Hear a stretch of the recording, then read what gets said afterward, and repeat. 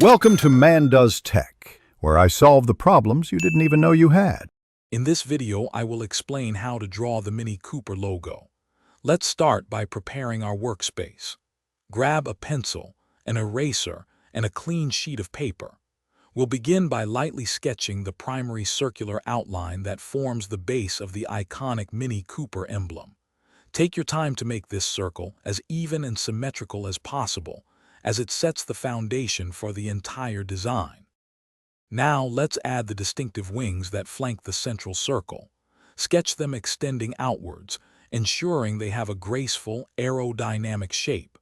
Next, carefully draw the word Mini inside the upper portion of the circle. Pay attention to the font style to capture its unique character. Then, place the word Cooper in the lower half, mirroring the Mini text style. With the main elements in place, it's time to refine your drawing. Go over all your lines with a darker pencil or a fine-tip pen to create a crisp, clean outline. Carefully erase any stray or light sketch lines that are no longer necessary, making your logo stand out. For an extra touch, consider adding some subtle shading or even a touch of color to give your Mini Cooper logo more dimension and visual appeal.